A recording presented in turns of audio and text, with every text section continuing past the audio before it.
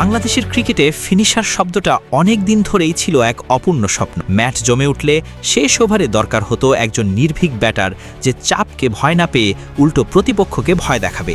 আর এবার সেই ভূমিকায় যেন নিজের নাম লিখে দিলেন শামীম হোসেন পাটোয়ারি। মাত্র ১৩ বলে ৩১ রান, এমন ঝড়ো ইনিংসে নিউজিল্যান্ডের বিপক্ষে অসম্ভবকে সহজ বানিয়ে দিলেন তিনি। তবে কি বাংলাদেশ অবশেষে পেয়ে গেল নিজেদের এবি ডিভিলিয়ার্স? এ নিয়ে বিস্তারিত থাকছে প্রতিবেদনে। বাংলাদেশ ক্রিকেটে বহু বছর ধরে একটা বড় অভাব ছিল একজন সত্যিকারের ফিনিশারের, এমন একজন ব্যাটার যিনি ম্যাচের শেষ মুহূর্তে এসে হিসাব পাল্টে দিতে পারেন। সম্প্রতি সেই জায়গায় সবচেয়ে জোরালোভাবে নিজের নাম তুলে ধরছেন শামীম হোসেন পাটোয়ারি। কেউ তাকে মজা করে বলেন ভাত শামীম, কেউ আবার বলেন গরিবের এবি ডিভিলিয়ার্স। ট্রোল হোক কিংবা প্রশংসা, একটা বিষয় এখন পরিষ্কার, শামীমের ব্যাটে ভয়ঙ্কর পাওয়ার আছে, আর নিউজিল্যান্ডের বিপক্ষে তার সাম্প্রতিক ইনিংস সেটার সবচেয়ে বড় প্রমাণ। ১৭১ রানে তাড়া করতে নেমে শুরুটা মোটেও ভালো হয়নি বাংলাদেশের। ২ ওপেনার দ্রুত সাজঘরে ফিরে যান। এরপর অধিনায়ক লিটন দাসও মাত্র ২১ রান করে আউট হন। ম্যাচ তখন চাপের, আর দর্শকদের মনে শঙ্কা, এই রান তারা কি সহজ হবে? ঠিক তখনই মিডল অর্ডারে দায়িত্ব নেন তাওহিদ হৃদয় এবং শামীম হোসেন। হৃদয় অ্যাঙ্করের ভূমিকায় থেকে ইনিংসকে ধরে রাখেন।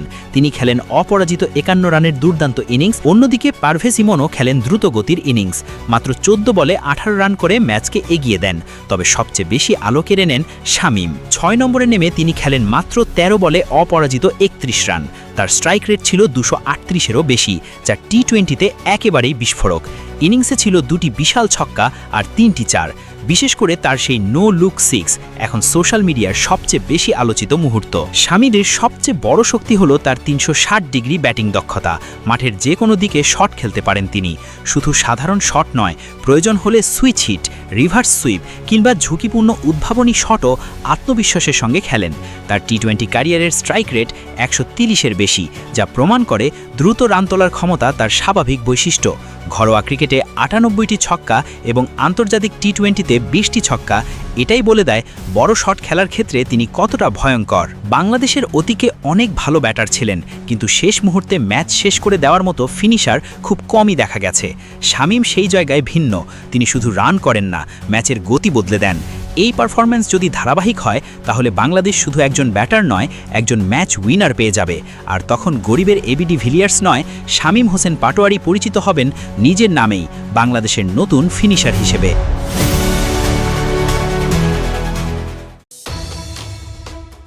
২৬-এরটার জন্য প্রিপারেশন নিয়েছিলাম, যেহেতু এখনও এনাফ টাইম আছে, প্রিপারেশন ওইভাবেই থাকবে আমার এন্ড থেকে।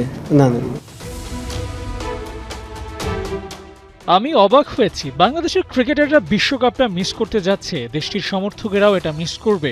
যা কন্ডিশন, তাতে ওদের স্পিনাররা পাবে অ্যাডভান্টেজ। দারুণ একটা ফাইট তো হতেই পারত।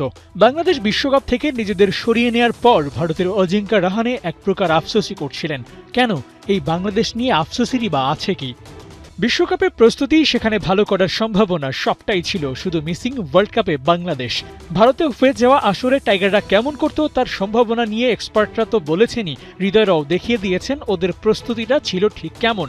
ব্যাট হাতে সুপার ফর্ম, বল হাতে ম্যাজিক্যাল স্পেল। ঋষাদরা বিশ্বকাপে কেমন করতেন তার একটা হাইলাইটস দেখিয়েছেন চট্টগ্রামে। শামীম হৃদয়ের ব্যাটিং ছিল দেখার মতো, ঋষাদের কামব্যাকটা ছিল আলাদা। মুস্তাফিজ নাই, ছিলেন না তাসকিন আহমেদও। বোলিং লাইন আপ যেন বি ইউনিট নিয়ে খেলেছে, তারপরেও হয়েছে সফল। আর এটাই দেয় বার্তা, এই বাংলাদেশ বদলে গেছে। আফসোসটা তাই আপনার থাকতেই পারে, এমন সুপার ফর্ম নিয়েও বিশ্বকাপটা যে খেলাই হয়নি। টি-20 ক্রিকেটে বাংলাদেশের বদলে যাওয়ার গল্পটা নতুন নয়। গেল প্রায় ৩ বছর ধরেই টাইগাররা শর্টার ফরম্যাটে দাপটের সাথে খেলছে। ১০ সিরিজের ৭টাতেই বাঘেদের জয়। শরীরী ভাষায় টাইগারদের যে পরিবর্তন, তাতে নিউজিল্যান্ডের বিপক্ষেও সিরিজ জয়ের সম্ভাবনা আছে। যা হয় তা নাকি ভালোর জন্য। টাইগারদের এই ব্রেকটা দারুণ কিছু বয়ে আনবে, সেই চেষ্টাটাই করছে লিটনের দল। ক্যাপ্টেন নিজেও মনে করেন এই দলটা ভালো কিছু করার সামর্থ্য রাখে। পরের আসরে নিজেদের ফিরে আসাটা যেন মনে রাখার মতো করেই রাখতে পারে, সেটাই হওয়া উচিত মেইন ফোকাস। আবু নাইম, ৭১।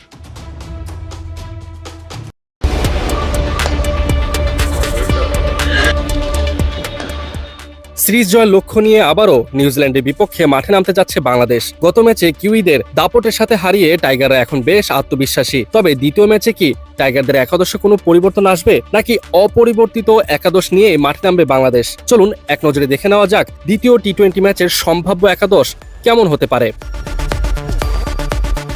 শুরুতেই ওপেনিংয়ে দেখা যাবে তানজিদ হাসান তামিমকে। গত ম্যাচে তিনি ব্যাট হাতে তেমন একটা সুবিধা করতে না পারলেও তার উপর আস্থা রাখছে টিম ম্যানেজমেন্ট। অন্য প্রান্তে থাকবেন সাইফ হাসান। তামিমের মতো তিনিও গত ম্যাচে বড় রান পাননি। তবে নিউজিল্যান্ডের বিপক্ষে সিরিজ জয় নিশ্চিত করতে হলে এই ওপেনিং জুটিকে অবশ্যই জ্বলে উঠতে হবে। এরপরেই দেখতে পাওয়া যাবে অধিনায়ক লিটন কুমার দাসকে। কিউইদের বিপক্ষে প্রথম ম্যাচে 15 বলে 21 রান করেছিলেন তিনি। এবার সিরিজ নিজেদের করে নিতে হলে লিটনকে ব্যাট হাতে আরও দায়িত্বশীল পারফরমেন্স করতে হবে। এদিকে প্রথম টি-20 ম্যাচের জয়ের নায়ক তাওহিদ হৃদয়ের জায়গা এখন আরও পাকাপোক্ত। গত ম্যাচে তার পরিণত ব্যাটিং দেখে ভক্ত থেকে শুরু করে প্রতিপক্ষ সবাই মুগ্ধ। দ্বিতীয় ম্যাচেও এমন চমৎকার ইনিংস প্রত্যাশা করছে সবাই। অন্যদিকে রয়েছেন পারভেজ হোসেন ইমন। পিএসএল এর ইনজুরি কাটিয়ে দলে ফিরে গত ম্যাচে 22 গজে টর্নেডো তুলেছিলেন তিনি। মাত্র 14 বলে 28 রানের সেই ইনিংসে তার স্ট্রাইক রেট ছিল 200। দলের বিপর্যয়ে তার এমন বিধ্বংসী ব্যাটিং আসন্ন ম্যাচেও অব্যাহত থাকলে বাংলাদেশের ব্যাটিং বিভাগ নিয়ে দুশ্চিন্তা অনেকটাই কমে যাবে। সেই সাথে থাকছেন শামীম পাটোয়ারি। গত ম্যাচে তার দুর্দান্ত ব্যাটিং ও ছক্কা হাঁকানোর ধরন দেখে অনেকেই তার মাঝে এবিডি ভিলিয়ার্সের ছায়া দেখেছেন। ভক্তদের আশা শামীমের এই মারকুটে ফর্ম আগামী ম্যাচেও বজায় থাকবে। স্পিন বিভাগে থাকছেন শেখ মেহেদী ও রিশাদ হোসেন। চট্টগ্রামের মাটিতে নিউজিল্যান্ডকে কাবু করতে এই দুজনের ঘূর্ণির উপর অনেক কিছুই নির্ভর করছে। গত ম্যাচে রিশাদ সর্বোচ্চ 2টি এবং শেখ মেহেদী 1টি উইকেট শিকার করেছিলেন। আর এদিকে পেস আক্রমণে থাকছেন 3 জন, তানজিম হাসান সাকিব, শরীফুল ইসলাম ও রিপন মণ্ডল। অভিষেক ম্যাচে রিপন মণ্ডল প্রত্যাশা অনুযায়ী পারফর্ম করতে না পারলেও নিজেকে প্রমাণ করার জন্য তাকে আবারও সুযোগ দেওয়া হতে পারে জাতীয় দলে। টি-20 ফরম্যাটে কমপক্ষে 30 ম্যাচ ক্যাপ্টেন্সি করা ক্রিকেটারদের মধ্যে সবচেয়ে ভালো পরিসংখ্যান লিটন দাসের। মিস্টার দাসের অধীনে এখন পর্যন্ত টাইগাররা জয় পেয়েছে 16 ম্যাচে, আর তারপরেই আছেন সাকিব আল হাসান। মাঠ পরিচালনায় একের পর এক মুন্সিয়ানা দেখিয়ে যাচ্ছেন লিটন দাস। সবশেষ 5 ম্যাচে লিটনের ক্যাপ্টেন্সিতে টাইগাররা জিতেছে 3 ম্যাচ। টি-20তে এখন পর্যন্ত লিটন ক্যাপ্টেন্সি করেছেন 30 ম্যাচে, যেখানে জিতেছেন 16টিতে। লিটনের পরে আছেন সাকিব আল হাসান। 39 ম্যাচে মিস্টার 75-এর অধিনায়কত্বে বাংলা ছেলেরা জিতেছে 16 ম্যাচ। যুক্তরাষ্ট্রের 1 নম্বর জিম চেইন গোল্ড জিম এখন আবারও বাংলাদেশে। বসুন্ধরা আবাসিক এলাকা ও বসুন্ধরা সিটি শপিং মলে। এই ফরম্যাটে বাংলাদেশের হয়ে সবচেয়ে বেশি ম্যাচে ক্যাপ্টেন্সি করেছেন মাহমুদুল্লাহ রিয়াদ। 43 ম্যাচে নেতৃত্ব দিয়ে সাইলেন্ট কিলার জেতান 16টিতে। ওয়ানডেতে মাশরাফির নেতৃত্বে বাংলাদেশ বেশ এগিয়ে, তবে টি-20 ফরম্যাটে তেমনটা নয়। 28 ম্যাচে লাল সবুজদের নেতৃত্ব দিয়ে জেতাতে পেরেছেন 10টিতে।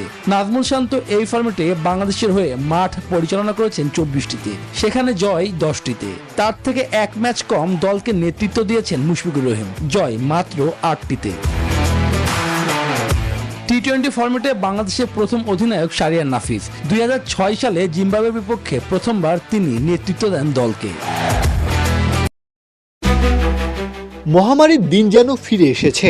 22 জন ক্রিকেটার খেলে যাচ্ছেন, কিন্তু বিশাল স্টেডিয়াম জুড়ে তাদের দেখার মতো কোনো দর্শক নেই। অনেকে এমন পরিস্থিতি আশাহত করলেও এই নিস্তব্ধতার মধ্যেই যেন নিজেদের সেরা রূপ ফিরে পেয়েছেন বাবর আজম আর কুশাল মেন্ডিস। কিছুদিন আগেও যেন ক্রিকেটের মাঠ মরুভূমির মতো হয়ে গিয়েছিল বাবরের জন্য। রান আসছে না, সমালোচনার মুখোমুখি হতে হচ্ছে সকল জায়গায়। তার এমন অসহায় রূপ দেখতে ভালো লাগছিল না কারো চোখেই। 2025 সালের পিএসএলে বাবর করেন 288 রান, স্ট্রাইক রেট 130-এর কম, যেখানে আগের বছরগুলোতে 140-এর বেশি রান আসতো প্রতি 100 বল খেলার পরে। পাকিস্তানের জার্সিতে হাল তো আরো খারাপ। গত 2 বছর ধরে ব্যাট করছেন 115-এর কাছাকাছি স্ট্রাইক রেটে। ভুলে যেতে চাইবেন এমন এক সময় এসে বাবর পেশোয়ার জালমিতে পাশে পেলেন লঙ্কান বাহাদি কুশলকে।